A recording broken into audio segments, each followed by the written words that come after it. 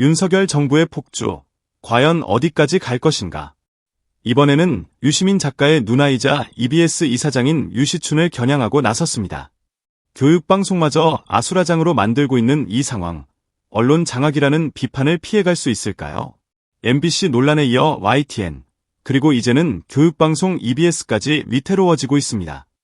유시춘 이사장은 이미 2차례 검찰에 출석하여 조사를 받은 것으로 확인되었으며, 검찰은 그녀에게 법인 카드 사적 유용 혐의를 씌우고 끊임없는 압수수색과 소환 조사를 이어가고 있습니다. 그런데 이 수사는 과연 정당한 것일까요? 검찰이 수사에 나선 시점부터 여러 의문이 제기되고 있습니다. 김건희 여사의 명품백 논란이 무혐의 처분된 바로 그 국민권익위원회가 검찰의 수사를 의뢰한 사실도 의구심을 자아내고 있습니다. 유 이사장은 혐의를 강력히 부인하며 권익위가 엉터리 내용으로 검찰에 억지 수사를 의뢰했다고 비판했습니다. 이제 윤석열 정부의 이러한 움직임을 과연 언론 장악이 아니라고 말할 수 있을까요? 유시춘 EBS 이사장을 둘러싼 검찰 수사, 과연 어디까지 이어질까요? 1차 조사에서 법인 카드 사용 내역과 업무 추진비에 대해 소명했지만 2차 조사에서는 검찰의 무리한 질문에 진술 거부권을 행사했습니다. 이제 검찰이 그녀를 향해 표적 수사를 벌이고 있는 것처럼 보이는데 앞으로 얼마나 더 많은 조사가 이어질지 우려됩니다. 국민권익위원회는 올해 3월 유 이사장이 법인카드를 사적으로 유용했다고 보고 업무상 배임 혐의로 대검찰청에 수사를 의뢰했습니다. 특히 2018년 EBS 이사장으로 취임한 이후 정육점이나 백화점에서 200여 차례에 걸쳐 법인카드로 1,700만 원 상당을 결제했다고 주장하며 청탁금지법 위반 혐의도 제기했습니다. 검찰은 지난 4월 유 이사장 사무실을 압수수색했고 EBS 직원과 전직 고위 관계자들까지 조사를 벌였는데요. 이 대대적인 수사가 과연 적절한가에 대한 비판도 계속되고 있습니다. 그런데 왜 하필 지금 이 시점에서 이런 수사가 이루어지고 있을까요? 윤석열 정부의 언론 장악 의혹과 무관하다고 할 수 있을까요?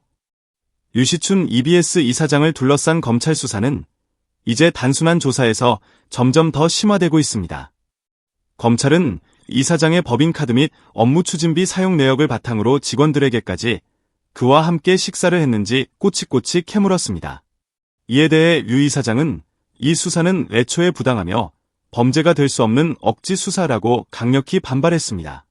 그녀는 언론과의 통화에서 공직에 몸담은 사람으로서 국가 공권력을 존중하기 위해 1차 조사에 성실히 임했지만 그 모욕적인 과정에도 불구하고 진실을 밝혔다고 했습니다. 하지만 2차 조사에서 더 이상은 응할 수 없다며 진술 거부권을 행사한 것입니다.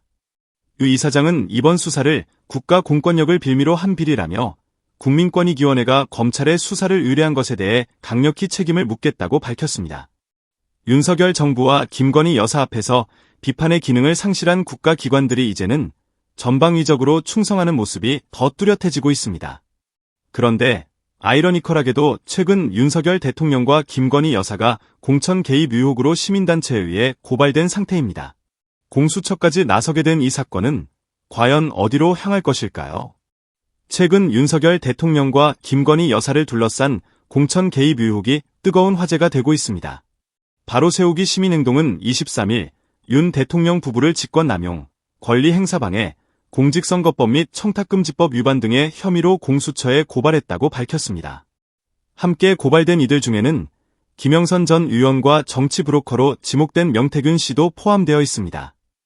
김한매 사세 대표는 고발 이유를 설명하며 윤석열 정권이 공식 출범하기도 전부터 윤 대통령 부부가 정치 브로커 명태균 씨와 부정한 청탁을 주고받으며 공천에 개입했다고 주장했습니다. 특히 김영선 전 의원이 창원과 아무런 연고가 없음에도 불구하고 경남 창원 이창 지역구에 공천되어 당선된 과정에서 윤 대통령 부부의 영향력이 있었다는 의혹을 제기했습니다. 뉴스토마토 보도에 따르면 2022년 6월 재보궐선거 당시 윤 대통령과 김건희 여사가 김영선 전 의원 공천 과정에 개입했다는 정황이 드러났습니다. 명태균 씨가 지인과의 대화에서 윤 대통령 부부의 도움으로 김 전 의원이 공천을 받았다는 취지로 언급한 것이 그 증거 중 하나입니다. 그리고 실제로 그 대화가 있은 바로 다음날 국민의힘 공천관리위원회는 김 전 의원을 창원 이창 지역구에 공천했습니다. 이 의혹이 사실이라면 그 파장은 상당할 것입니다. 공천 과정에서의 불투명성과 정치 브로커의 개입, 그리고 대통령 부부의 연루 가능성까지 이러한 의혹들이 사실로 밝혀진다면 윤석열 정부의 도덕성과 정당성에 큰 타격을 줄 수밖에 없습니다. 이제 공수처 수사 결과가 어떻게 나올지, 그 결과가 전국에 어떤 변화를 가져올지 귀추가 주목됩니다. 김건희 여사의 공천 개입 의혹은 더욱 깊어지고 있습니다. 최근 매체 보도에 따르면 김영선 전 의원이 올해 총선 공천을 앞두고 지역구를 변경하는 과정에도 김건희 여사가 개입했다는 의혹이 제기되었습니다. 김 전 의원이 경남 김해갑으로 출마 선언을 하며 지역구를 포기했지만 국민의힘 경선에서조차 제외된 상황에서 이 과정에 김건희 여사의 영향이 있었다는 것입니다. 김 전 의원은 이준석 전 대표와 김종인 전 비상대책위원장을 찾아가 김건희의 개입을 주장하며 비례대표를 요구한 것으로 알려져 그 배경이 주목되고 있습니다. 시민단체의 고발로 공수처는 이제 이 사건에 대한 법리 검토에 착수할 것으로 보입니다. 특히 김영선 전 의원과 정치 브로커 명태균 씨 간의 금전 거래 정황이 드러나면서 정치자금법 위반 혐의에 대한 수사가 불가피한 상황입니다. 이미 검찰이 김 전 의원이 명 씨에게 6,300만 원을 건넨 혐의를 조사 중에 있으며 경남선거관리위원회도 이들의 금품 거래 정황을 포착해 검찰에 수사를 의뢰한 바 있습니다. 박은정 의원은 국회 법제사법위원회 전체 회의에서 이 공천 개입 의혹을 집중적으로 다루며 정치자금법 위반 가능성이 크다고 주장했습니다. 그는 혜택을 받은 김영선 전 의원과 혜택을 준 김건희 여사 사이의 자금 흐름을 철저히 수사해야 한다고 강조했습니다.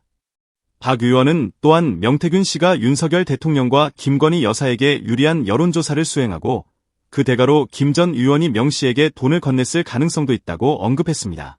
이에 대해 오동훈 공수처장은 정치자금법 위반 혐의에 대해 검토하겠다고 밝혔으며 관련자들의 통신 기록 등 증거 확보의 중요성도 강조되었습니다. 공수처가 이 사건에 적극적으로 나설지, 그리고 수사가 어떻게 진행될지 귀추가 주목됩니다. 김건희 여사의 공천 개입 의혹은 더욱 깊어지고 있습니다. 최근 매체 보도에 따르면 김영선 전 의원이 올해 총선 공천을 앞두고 지역구를 변경하는 과정에도 김건희 여사가 개입했다는 의혹이 제기되었습니다. 김 전 의원이 경남 김해갑으로 출마 선언을 하며 지역구를 포기했지만 국민의힘 경선에서조차 제외된 상황에서 이 과정에 김건희 여사의 영향이 있었다는 것입니다.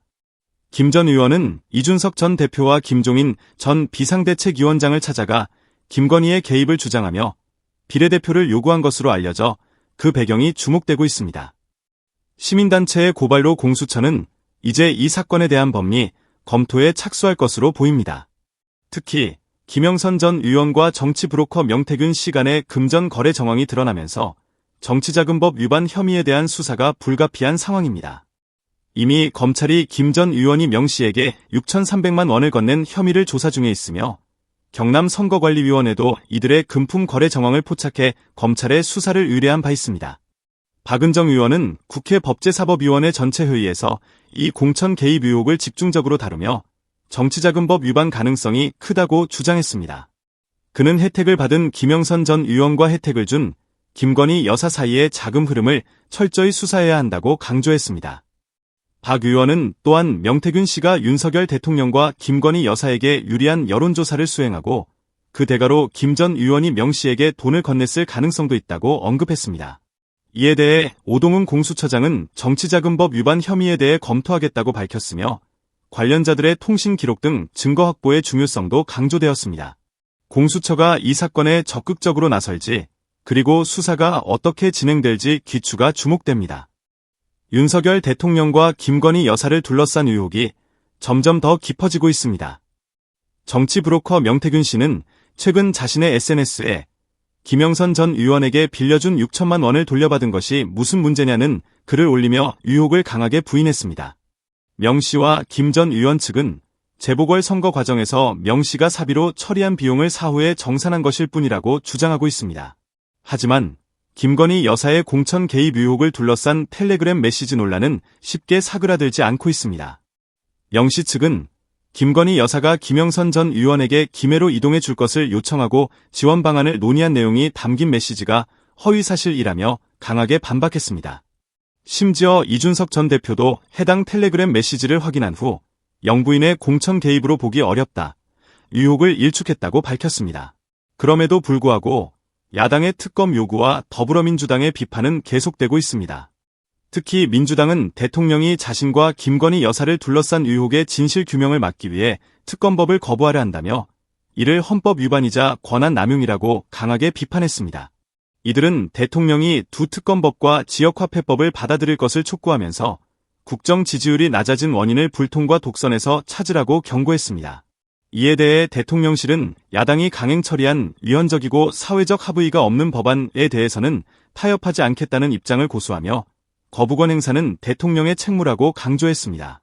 그러나 이 모든 의혹이 단순히 묻혀지지 않을 가능성이 높습니다. 윤석열 대통령과 김건희 여사의 행보에 대한 심판은 이미 시작된 것일까요? 오늘의 이야기는 여기까지입니다. 더 많은 정보가 궁금하시다면 구독과 좋아요 부탁드리며 시사 25시에서 다시 만나요.